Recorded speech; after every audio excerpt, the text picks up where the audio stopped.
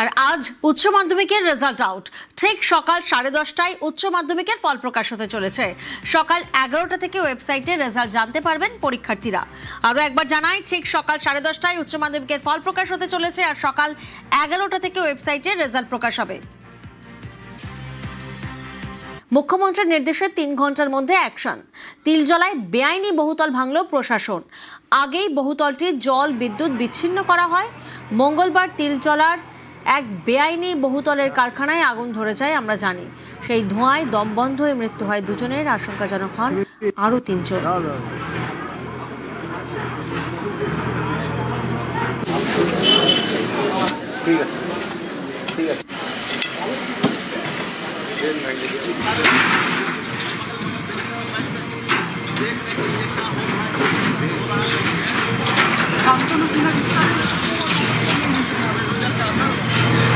এই নিয়ে 4 নম্বর নোটিশ পাঠানো ল্যান্ড গ্র্যাবিং কেস।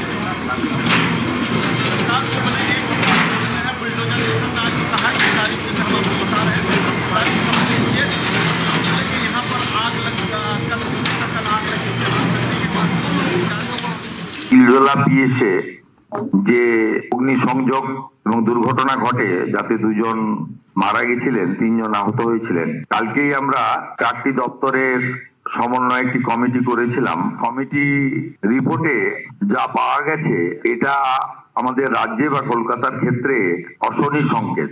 ওই অবৈধ ওয়ার্কশপ বা কারখানায় কোনো বিল্ডিং প্ল্যান নেই। The basic norms of fire এবং ইলেকট্রিসিটি সেগুলো ওখানে ছিল না, কমপ্লিটলি অবৈধ। এই ঘটনার পরিপ্রেক্ষিতে কতগুলো অ্যাকশন নিয়েছি। তিলজলা পিএস এর কেস নম্বর 226, তাতে ওই অবৈধ কারখানার মালিক শেখ নাসির এবং শামীম মোহাম্মদ, তাদেরকে গ্রেপ্তার করা হয়েছে। বিদ্যুৎ সরবরাহকারী সংস্থাকে পার্মানেন্ট ইলেকট্রিক ডিসকানেকশন করার অর্ডার দিয়েছি এবং সিএসসি কে বিদ্যুৎ সচিবের মাধ্যমে জানানো হয়েছে, যত এই ধরনের বিল্ডিং প্ল্যান স্যাংশন নেই, অবৈধ কারখানা আছে, বিশেষ করে কসবা, তিলজলা, মমিনপুর, ইকবালপুর সহ এই এলাকাতে, ইমিডিয়েটলি একটি ইন্টারনাল অডিট করে যাদের বিল্ডিং প্ল্যান স্যাংশন নেই তাদের ইলেকট্রিসিটি ডিসকানেক্ট করার জন্য পৌর নগর উন্নয়ন সচিবকে নির্দেশ দেওয়া হয়েছে একদিনের মধ্যে ওই অবৈধ স্ট্রাকচার ভেঙে ফেলার জন্য কেএমসির উদ্যোগে, কলকাতা পুলিশের সাহায্য নিয়ে। এবং একইভাবে কেএমসি কে বলা হয়েছে এই ধরনের অবৈধ বিপজ্জনক কারখানাগুলিতে জলের লাইন কেটে দেওয়ার জন্য। আমরা এতে 0 টলারেন্সের নীতি নিচ্ছি। যারা সতর্ক হতে চান সতর্ক হয়ে যান, যারা বেআইনি কাজকর্ম করছেন তাদেরকেও আমরা সংশোধিত হতে এবং এই ধরনের কাজ থেকে বিরত থাকার জন্য কড়া নির্দেশিকা এবং পরামর্শ দিচ্ছি। মঙ্গলবার ঘটনাস্থলে গিয়ে কড়া পদক্ষেপের হুঁশিয়ারি মন্ত্রী অগ্নিমিত্রা পালের। আগুনে মৃত্যুতে তদন্ত কমিটি গঠন। গতকাল মুখ্যমন্ত্রীর কাছে প্রাথমিক রিপোর্ট জমা পড়ে। পুরো বাড়িটাই বেআইনি বলে উল্লেখ রিপোর্টে। এরপরেই বাড়ি ভাঙার নির্দেশ দেন মুখ্যমন্ত্রী। শুভেন্দুর নির্দেশের ঘণ্টার মধ্যে বাড়ি ভাঙে প্রশাসন।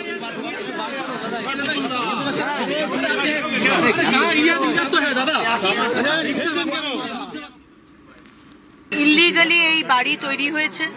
যে বাড়িতে ফ্যাক্টরি ছিল, ওয়ার্কশপ, তারই মালিকের এই বিল্ডিংও তার।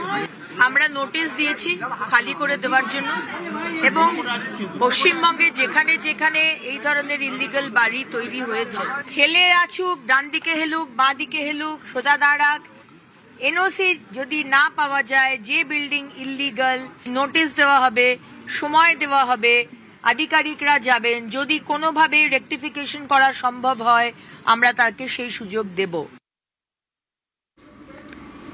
তিলজলা অগ্নিকাণ্ডে আরও কড়া পদক্ষেপ। সাসপেন্ড প্রগতি ময়দান ফায়ার স্টেশনের ওসি। দমকলের ওসি গৌতম দাসকে সাসপেন্ড করা হয়েছে। গাফিলতির অভিযোগে সাসপেন্ড গৌতম দাস। বিভাগীয় তদন্তের নির্দেশ দিল দমকল। 1 মাসের মধ্যে তদন্ত শেষ করে পদক্ষেপ।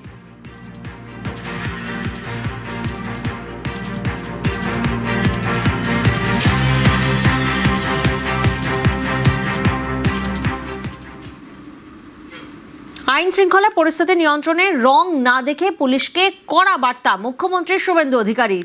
সেই মতো অ্যাকশন মোডে পুলিশ। জেলায় জেলায় ধরপাকড়, একের পর এক তৃণমূল নেতা গ্রেফতার, বিজেপি কর্মীও রেহাই পাননি। और धरा चलছে और ধরো জেল ভরো और ধরা চলছে और ধরো জেল ভরো। পালাবদলের পর রাজ্যে ক্ষমতায় বিজেপি সরকার। মুখ্যমন্ত্রী পদে শপথ নিয়েছেন শুভেন্দু অধিকারী। দায়িত্ব নিয়েই পুলিশ প্রশাসনকে হাত খুলে কাজের বার্তা দিয়েছেন। সেই মতো অ্যাকশন মোডে পুলিশ।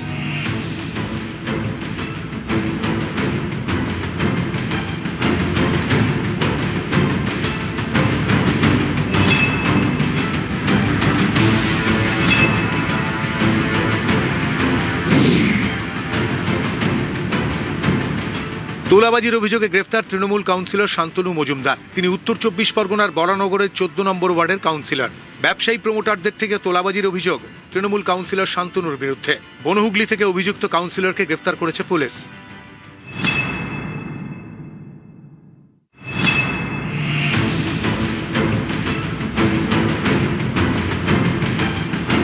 জলপাইগুড়িতেও অ্যাকশন মোডে পুলিশ। গ্রেফতার ফেরার তৃণমূল নেতা কৃষ্ণ দাসের ছায়াসঙ্গী সাগর লাকড়া। পালাবদলের পর 5ই মে জলপাইগুড়িতে বিজেপি কর্মীদের মারধরের অভিযোগ। আঙুল ওঠে জলপাইগুড়ি সদরের তৃণমূল প্রার্থী কৃষ্ণ দাসের দিকে। 35 জনের বিরুদ্ধে থানায় অভিযোগ দায়ের হয়। 4 জনকেও গ্রেফতার করে পুলিশ। পালিয়ে যান কৃষ্ণ দাস সহ বাকি অভিযুক্তরা। পলাতকের তালিকায় নাম ছিল সাগর লাকড়ারও। তাকে বুধবার গ্রেফতার করে পুলিশ।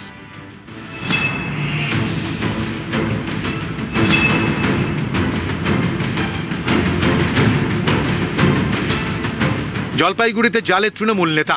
বজরং দলের সদস্য পদ পাইয়ে দেওয়ার নামে টাকা তোলার অভিযোগ। ধৃত ময়নাগুড়ি পঞ্চায়েত সমিতির তৃণমূলের প্রাক্তন স্বাস্থ্য কর্মাধ্যক্ষ তপন মজুমদারকে গ্রেফতার করেছে ময়নাগুড়ি থানার পুলিশ।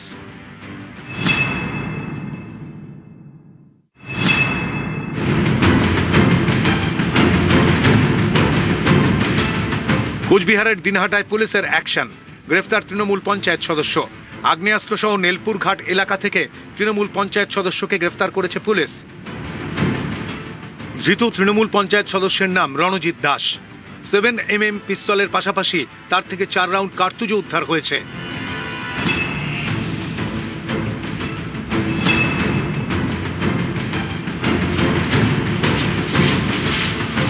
নেপাল পালানোর পথে পুলিশের জালে। গ্রেফতার উত্তর দিনাজপুরের চোপড়ার তৃণমূল নেতা গোপাল ভৌমিক। দীর্ঘদিন ধরেই একাধিক মামলায় অভিযুক্ত ছিলেন তিনি। অভিযোগ একাধিক মামলায় নাম জড়ালেও দাপটের সঙ্গে এলাকায় ঘুরতেন তৃণমূল নেতা গোপাল ভৌমিক। রাজ্যে পালাবদলের পরেই পুলিশের জালে। পানি ট্যাঙ্কি এলাকা থেকে তাকে গ্রেফতার করেছে পুলিশ।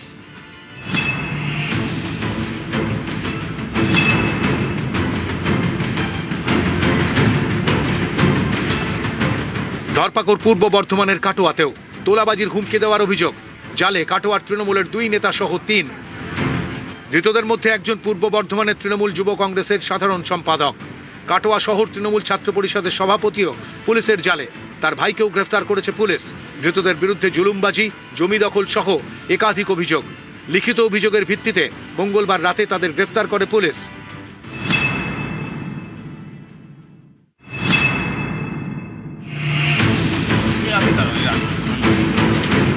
পূর্ব বর্ধমানের জামালপুরে পুলিশি ধরপাকড়। গ্রেফতার জামালপুরের প্রভাবশালী 2 তৃণমূল নেতা।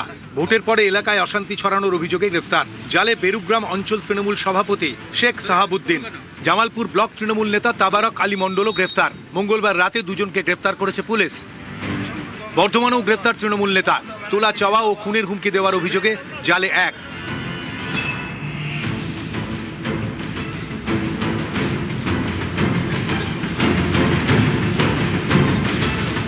তৃণমূল অফিসে আগুন লাগানোর অভিযোগ। ধৃত 2 বিজেপি কর্মী। হুগলির পান্ডুয়ার ইলছোবা গ্রামের ঘটনা। রবিবার রাতে আগুন লাগানোর অভিযোগ ওঠে। পান্ডুয়া থানায় অভিযোগ দায়ের করে তৃণমূল। তদন্তে নেমে 2 বিজেপি কর্মীকে গ্রেফতার করে পুলিশ। দেখুন, অন্যায় যে করবে সে শাস্তি পাবে। আমাদের মোদিজি বলেছে ভয় নেই, ভরসা। আমরা মানুষকে ভরসা দিতে এসেছি। অন্যায় করবে সে সেই শাস্তি পাবে। তাতে বিজেপি হোক, তৃণমূল হোক, যেই হোক, আইন আইনের পথেই চলবে। নিউজ 18 বাংলা।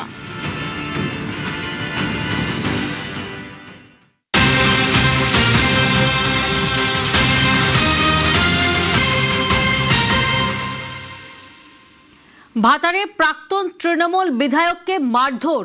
হাসপাতালে নিয়ে গেলেন বিজেপি বিধায়ক। পূর্ব বর্ধমানের ভাতারের এরুয়ার এই গ্রামের ঘটনা। আরও একবার আপনাদেরকে জানাবো যে ছবি এই মুহূর্তে আপনারা দেখছেন। ভাতারে প্রাক্তন তৃণমূল বিধায়ককে মারধর করা হয়েছে এমনটা অভিযোগ সামনে আসছে। আর হাসপাতালে কে নিয়ে গেলেন? বিজেপি বিধায়ক। পূর্ব বর্ধমানের ভাতারের এরুয়ার গ্রামের এই ঘটনা। তৃণমূলের দাবি, পাশের বাড়ির একজনকে মারধর করা হচ্ছে শুনে সেখানে যান প্রাক্তন তৃণমূল বিধায়ক মানগোবিন্দ অধিকারী। আর সেখানে প্রাক্তন বিধায়ককেও মারধর করা হয়। ভাতারের প্রাক্তন তৃণমূল বিধায়ককে মারধর এমনটাই অভিযোগ। আর হাসপাতালে নিয়ে গেলেন বিজেপি বিধায়ক সৌমেন কারফা। পূর্ব বর্ধমানের ভাতারের এরুয়ার গ্রামের এই ঘটনা। খবর পেয়েই ঘটনাস্থলে যান বিজেপি বিধায়ক সৌমেন কারফা। আক্রান্ত প্রাক্তন বিধায়ককে উদ্ধার করে হাসপাতালে নিয়ে যান। দোষীদের বিরুদ্ধে পদক্ষেপের আশ্বাস বিধায়কের।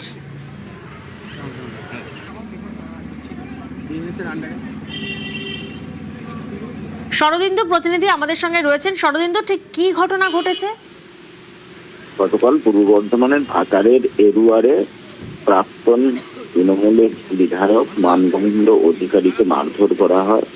তিনি তার পাশের এলাকারই এক ব্যক্তিকে মারধর করা হচ্ছে শুনে সেখানে গেলে জনরোষ তার উপরে পড়ে এবং সেই খবর পেয়ে ভাতারের বর্তমান যে বিধায়ক বিজেপির সৌমেন কারফা, তিনি সেখানে পৌঁছান এবং তাকে অর্থাৎ মানগোবিন্দ অধিকারীকে সেখান থেকে উদ্ধার করে একেবারে বর্ধমান মেডিকেল কলেজ হাসপাতালে নিয়ে এসে চিকিৎসা করা এবং সৌমেন কারফার অনভিপ্রেত ঘটনা না হলেই ভালো হতো। অভিযোগ একটা উঠছে বিজেপির লোকজন নাকি মারধর করেছে ওনাকে। না, বিজেপির লোকজন মারধর করেছে বলে আমার জানা নেই। না, জনরোষ। এবং আমি ঢুকে ওনাকে রক্তাক্ত অবস্থায় দেখতে পাই, উনি আসতে চাইছিলেন না, জোর করে নিয়ে আসে আর কি। পুলিশ ব্যবস্থা নিয়েছে এবং গ্রেপ্তার করেছে। তো আমাদের তরফ থেকেও বলা হয়েছে পুলিশকে দল ও মত নির্বিশেষে যারা এই ঘটনায় যুক্ত তারা ব্যবস্থা নিন।